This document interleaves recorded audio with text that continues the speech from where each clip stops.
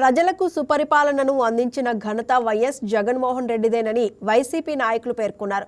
ప్రజారంజక పాలనతో అన్ని వర్గాలకు జగన్ మేలు చేశారని మాజీ మంత్రి వెల్లంపల్లి శ్రీనివాస్ అన్నారు. వైఎస్ఆర్ ఆశయాల సాధన కోసం వైసీపీ ఆవిర్భవించిందన్నారు. వైసీపీ ఆవిర్భావ వేడుకల్లో మాజీ ఎమ్మెల్యే మల్లాది విష్ణు, విజయవాడ మేయర్ రాయన భాగ్యలక్ష్మి, ఎన్టీఆర్ జిల్లా వైసీపీ ఇన్ఛార్జ్ దేవినేని అవినాష్, ఇతర ముఖ్య నేతలు పాల్గొన్నారు. వైసీపీ మళ్లీ అధికారంలోకి వచ్చేలా కార్యకర్తలు కృషి చేయాలని నేతలు కోరారు.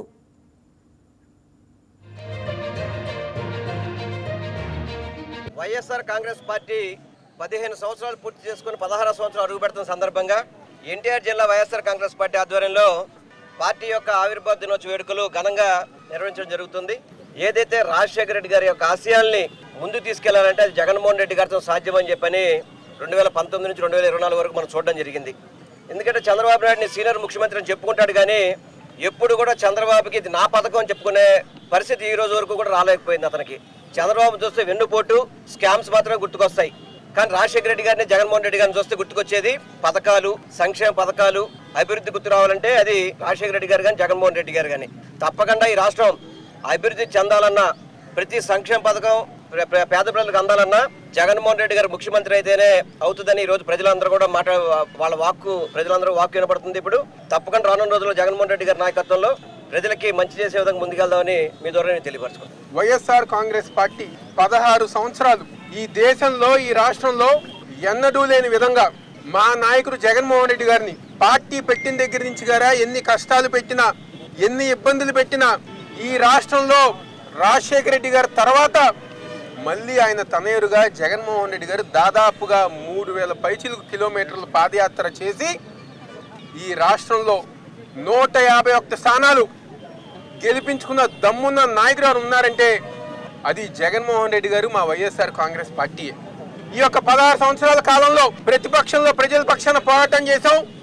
అధికార పక్షంలో ఉన్నప్పుడు ప్రజల కోసం మేము ఇచ్చిన హామీలు కానివ్వండి, సంక్షేమ పథకాలు కానివ్వండి, ఇచ్చిన మాటగా నెరవేర్చిన పార్టీ ఉందంటే అది వైఎస్ఆర్ కాంగ్రెస్ పార్టీ, జగన్మోహన్ రెడ్డి గారు ఒక నాయకత్వంలోనే మేము చేసుకుంటూ జరిగింది.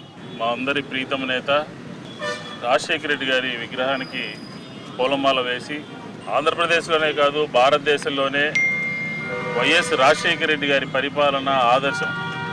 ఆ రోజుల్లోనే ప్రధానమంత్రి మన్మోహన్ సింగ్ గారు రాజశేఖర రెడ్డి గారి యొక్క పరిపాలనని ఇతర రాష్ట్రాల ముఖ్యమంత్రులందరూ కూడా ఆదర్శంగా తీసుకోండి, ఆంధ్రప్రదేశ్లో అమలు చేస్తున్నటువంటి సంక్షేమ అభివృద్ధి కార్యక్రమాలని పరిగణలోకి తీసుకోండి అని చెప్పారనంటే ఆంధ్రప్రదేశ్లో వైఎస్ గారి పరిపాలన ఏ రకంగా ఉందో మనందరికీ కూడా తెలిసినటువంటి విషయం.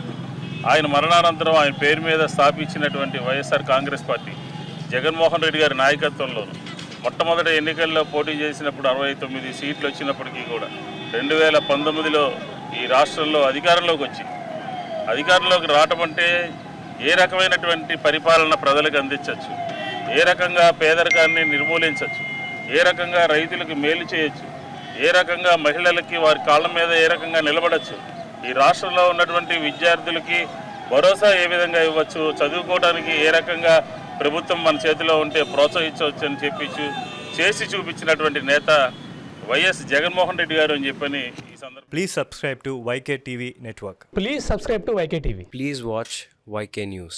Don't forget to subscribe YK News channel